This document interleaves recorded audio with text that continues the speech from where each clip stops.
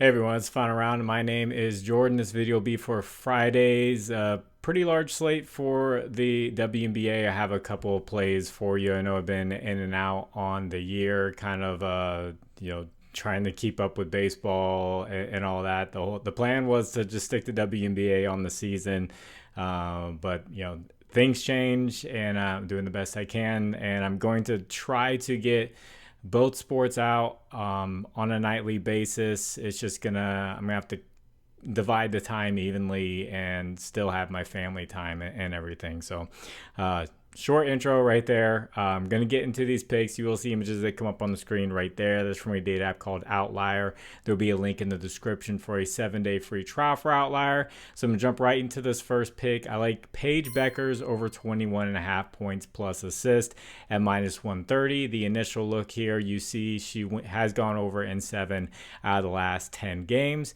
And taking a deeper look into this data, Paige has moved into the top 20 in the WNBA in usage and top among rookies, and she is now third most in the WNBA for field goal attempts in the month of July. She's getting very aggressive, and I love it. She's getting more comfortable, and she has a great mid-range shot. So she's gone over this mark in both games versus the Fever this season. Adding on assists to the points line is just 4, which you see she's hit 4 and she's gone over 4, so I don't mind adding that on here, which should be a competitive game, a fast-paced game, 3.5 point spread. I also think a high-scoring game here where Paige can dominate and be one of the top scorers for Dallas. So at home this year, she has gone over in 5 straight and 7 out of the last 8 games. And if we want to remove the blowouts, the games where she plays 25 minutes and doesn't get her normal minutes, and it kind of skews the data a little bit.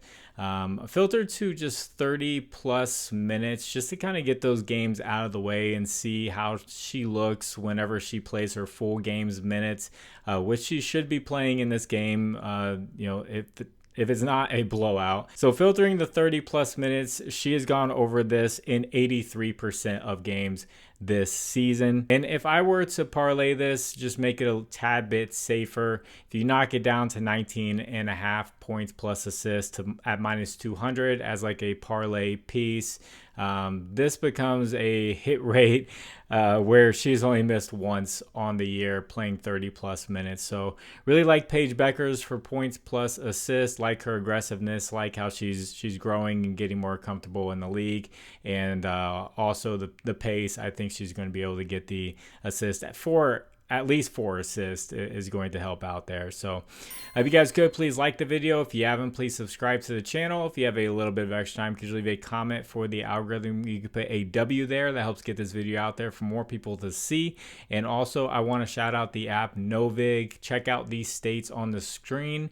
If you live in one of these states, you can now bet on money lines. You can bet on spreads. You can single bet player props on Novig. And most of these states are ones where you can't use DraftKings or Fanduel. They're the ones where you have to use Prizepicks and Underdog. So promo code's FINDAROUND11 all caps. They'll match 50% up to $25. So you buy $50, it'll cost you $25. So next player I really like is going to be Alyssa Thomas over 16.5 rebounds plus assist at minus 118. She's gone over in 7 out of her last 9 games.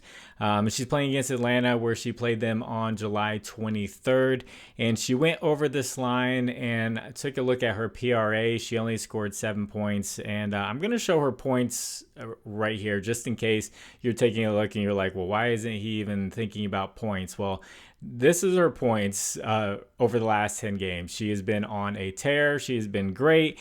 20, 27, and 32 over her last 3 games. She's been absolutely amazing. PRA at 30.5, I do not think is a bad look at all. Atlanta has some big injuries. Brittany Griner is doubtful. Jordan Canada is doubtful. And then Ryan Howard is out, declared out. So last time they played, she scored just 7 points. She took just 8 field goal attempts, where she's been taking around 15 plus lately, so she took about half. And the reason why could be Brianna Jones, her teammate from last year from the Sun, guarding her. She's very good defensively, and then if Brittany Griner's there, they could force the ball out of her hands to her teammates. But now Brittany Griner's potentially not going to be there, and they have to worry about Satu Sabali. They have to worry about Kalia Copper. Alyssa Thomas isn't the biggest offensive threat in the world, but I feel like Brianna Jones is still going to be the one to guard her and not let her go on this offensive tear. And that's nothing against her. She's a great player, and she makes pretty much any team she goes on a competitor, and they are making a playoff push right now. So I'm going with rebounds, assists, because she has been just dominating it on the boards, and I feel like with Brianna Jones there guarding her, they could force her to pass it to her teammates. And I feel like with these injuries, her teammates now have the mismatches to where they can score more easily than Alyssa Thomas would be able to score. So that's the thought process there, but you could go with either or, PRA or RA. And then one last stat with this, I filtered to road games. She's gone over 9 out of 11 road games on the year on this rebounds assist line. So great hit rates for both of those plays. But I will be playing rebounds and assists. If you guys would like to discuss lines further, I have a Discord. Link is in the description. Hop on in there. You can talk about WNBA, baseball, all that good stuff. It is just a big community. Everyone just sharing their research, their slips, all that stuff, and that is completely free. As far as a recap goes, I have my laptop now, and I don't have it all saved. It was about a week ago. I don't really remember the plays, so I know one of them had to do with the LA Sparks, and I had a tier list of the Erica Hamby, like highest floor, and Azarea Stevens, 1.5 3-pointers made, and then Rikia Jackson as volatility, like she could be great, she could not be great, and it really turned out that way. Like the Erica Hamby was, the solid play to go up. Azarea Stevens knocked down 2 threes very early in the game, and Rikia Jackson didn't do that well. And then, it kind of reversed the next game. So the reads were there, and I did use a little bit of AI to kind of help me with those rankings. I kind of fed it the information and give me your thoughts on this, and it really just spit it out, what it thought, and it made sense to me, and it played out that way in real life. Definitely interesting. I did plug in these 2 plays, the Beckers and the Thomas, into the AI, and it really liked the matchups, really liked the history, the recent history, and usage, field goal attempts, all that stuff. It liked everything about those plays. So I'm going to get this one edited and get it out to you all. God bless you. It's fun around. My name is Jordan. I will catch you on the next one. Bye.